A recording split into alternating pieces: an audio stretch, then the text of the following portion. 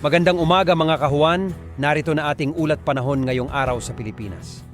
Narito nang lagay na ating panahon ngayong araw ng Lunes, December 23, 2024. At sa ating latest satellite images, makikita natin na itong bagyong tinawag nating Surumina ay papalayo na sa may bahagi ng Kalayaan Island. Suling namataan ito 165 kilometers kanluran ng Pag-asa Island sa Kalayaan sa Palawan. At itaasahan nga natin, ito ay patungo na sa may bahagi ng Vietnam at wala na magiging direktang epekto sa anumang bahagi ng ating bansa. Liban na lamang itong trough o yung mga kaulapan, makikita natin dito, may mga kaulapan dito sa Palawan. Ito magdadala ng mga pag-ulan na may mga kalat-kalat na mga pagkilat-pagkulog, lalong-lalo na sa bahagi ng Palawan. Partikular na dito sa may hilagang bahagi ng Palawan. Samantala, ang shear line, o ito yung bangga na mainit at malamig na hangin, ay magdadala pa rin ng mga pag-ulan sa malaking bahagi ng Kabisayaan, lalong-lalo na sa Eastern Visayas na nakararanas ngayon ng mga moderate to heavy up to intense rain. Kaya mag-ingat sa mga posibilidad ng mga biglaang pagbaha o flash floods at pagguho ng lupa o landslides. Magiging maulan din sa malaking bahagi ng Bicol Region, kasamang lalabing bahagi ng Mimaropa, Calabarzon, gayon din sa may area ng Aurora. Asahan din natin sa epekto ng northeast monsoon o hanging amihan, magiging maulap ang kalangitan sa malaking bahagi naman ng Cagayan Valley Region, Cordillera, gayon din dito sa may area ng Nueva Ecija, kasama ang area ng Bulacan, Rizal, at dito rin sa Kamaynilaan, posibleng makaranas tayo ng maulap na kalangitan na may mahihinang mga pag-ulan. Sa nalalabing bahagi ng ating bansa, lalo na dito sa may Mindanao area at sa may area ng Ilocos Region, generally fair weather tayo, pero posible pa rin yung mga isolated o pulupulong mga mahihinang pag-ulan sa Luzon, habang may mga pagkilat-pagkulog naman sa area ng Mindanao. Maliban nga dito sa minonitor nating bagyo, wala na tayong minomonitor na anumang low pressure area o anumang bagyo sa loob at labas ng Philippine Area of Responsibility. Kaya posible sa paglapit natin sa panahon sa araw ng Kapaskuhan, posibleng wala na tayong bagyo sa loob ng at labas din ng PAR. At narito na nga magiging lagay ng panahon dito sa Luzon. Makikita natin malaki yung tsansa ng mga pag-ulan sa malaking bahagi ng Bicol Region, kasama yung Calabarzon at malaking bahagi ng Mimaropa.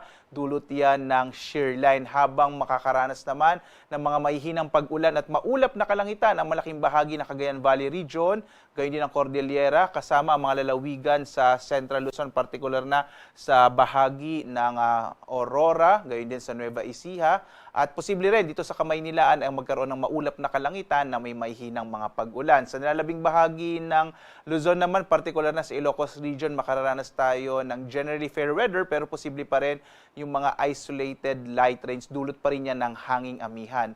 Agwat ang temperatura sa Lawag, 23 to 31 degrees Celsius, sa Tuguegarao hanggang 28 degrees Celsius, sa Baguio naman 16 to 24 degrees Celsius, sa Kamaynilaan 24 to 30 degrees Celsius, sa Legazpi, sa bahagi ng Bicol ay 24 to 29 degrees Celsius, habang sa Tagaytay 21 to 27 degrees Celsius.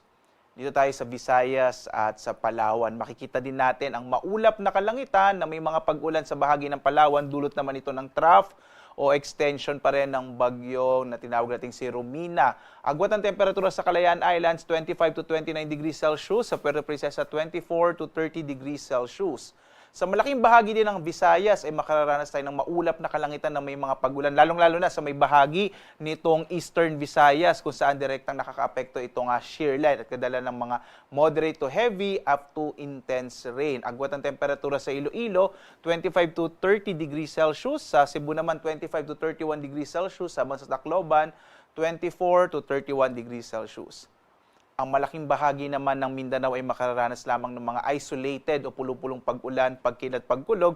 Generally, fair weather tayo sa malaking bahagi ng Mindanao. Ang agwat ng temperatura sa Zamboanga, 25 to 32 degrees Celsius. Sa Davao, 25 to 33 degrees Celsius. Habang sa Cagayan de Oro City, 24 to 31 degrees Celsius. Bukas nga, inaasahan pa rin natin ang pagpapatuloy ng mga pag-ulan sa malaking bahagi ng Bicol Region, kasama din itong bahagi ng Calabarzon, at dulot naman ng posible din na dulot ng amihan ay meron tayong mga katamtaman hanggang sa malalakas sa mga pag-ulan, partikular na rin sa Isabela. At dito nga sa nalalabing bahagi din ng Mimaropa. So mag-ingat po, lalong-lalo na itong bahagi ng Eastern Visayas, lalo ilang araw nang tuloy-tuloy yung mga pag-ulan sa nakalipas na mga araw, dulot nga ng shear line.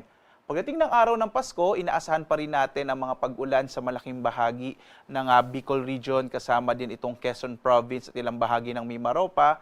At posible po na yung epekto ng shear line ay makaka-apekto din sa area sa Central Luzon at gayon din dito sa may Cagayan Valley Region. So iba yung pag-iingat, lalo na inaasahan nga natin itong mga pag-ulan na dulot ng shear line sa malaking bahagi dito sa may eastern section ng Luzon at kasama pa rin itong bahagi din ng Kabisayaan. Samantala, dahil sa amihan ay meron tayong nakataas na gale warning, particular na sa mga area ng Batanes, Babuyan Islands, Ilocos Norte at Ilocos Sur. Ito makikita natin, ito yung mga lugar kung saan inaasa natin magiging maalon yung karagatan, kaya delikadong maglayag. Ang mga maliliit sa sakyang pandagat, kahit yung mga maliliit na mga bangka sa mga baybayin na ito ng ating bansa, dahil magiging maalon yung karagatan, dulot pa rin yan ng hanging amihan. Ang araw naman natin sisikat mamayang 6:17 na umaga at lulubog, ganap na 5:33 ng gabi.